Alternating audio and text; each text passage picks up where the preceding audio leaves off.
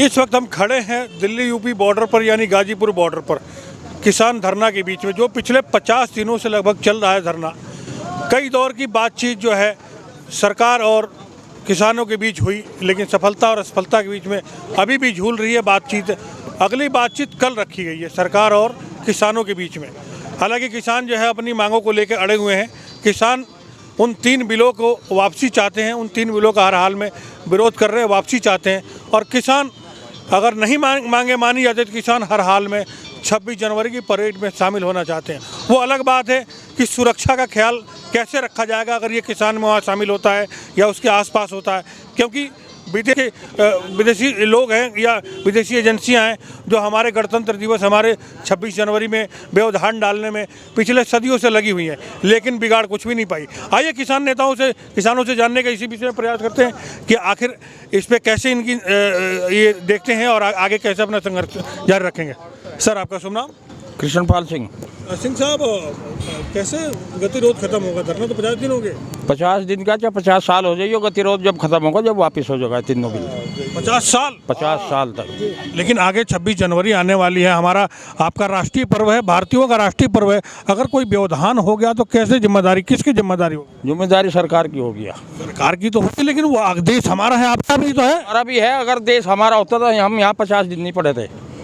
कल जो बातचीत का दौर निकलेगा और उसमें क्या निकलने की संभावना है, क्या बात होगी?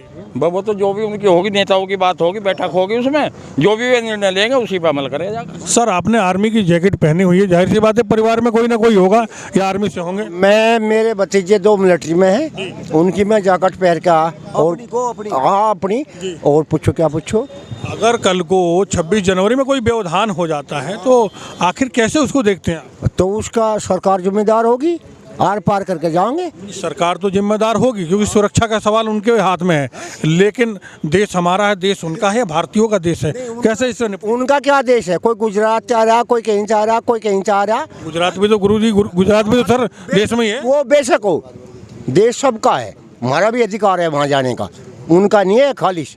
जो उनसे देश के राजा बने बैठे उनका नहीं है खालिश, गरीब का भी है, अमीर का भी है, सबका है भाई। ये बेच के खा रहे सब रंगे को, इसे खान दे नहीं चम कितने कुछ भी हो। और जब सरकार अंबानी अडानी के पोते के उसमें जा सके और हमारे किसान 70 शहीद हो चुके, इनका तो पता लेने जा रहे, उनका तो पता लेने जा रहे। क्या अंबानी ने ही वोट दी थी उसको? नहीं, वोट तो सबने दिया, सबने दिया।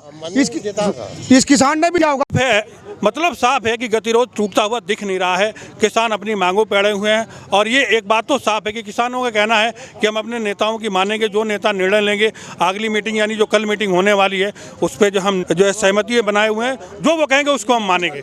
गणतंत्र दिवस है, गणतंत्र दिवस की गरिमा को बनाए रखना हम भारतीयों का कर्तव्य है, चाहे वो नर हो, नारी हो, बच्चे हों, जो हम सबका काम है। अगर ये व्यवधान हो गया तो हम सबकी जिम्मेदारी बनती है। मैं एक मीडिया कर्मी हूँ, हमारी भी जिम्मेदारी बनती है अगर कुछ हो जाता है राष्ट्रीय पर्व को, तो क्योंकि ये आजीवन काल के लिए एक इतिहास लिखा जाएगा। आज पीछे हमने देखा कुछ 2-4 दिन पहले कि अमेरिका में भी कुछ ऐसे देखने को मिला जहां वो कलंक के तौर पे देखा जाएगा पूरे आजीवन जो है, जब तक दुनिया रहेगी।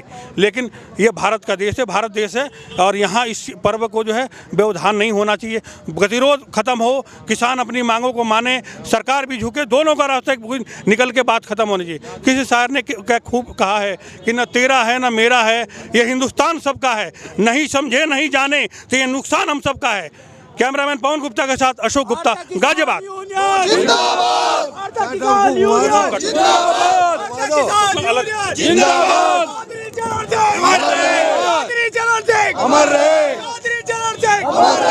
महेंद्र सिंह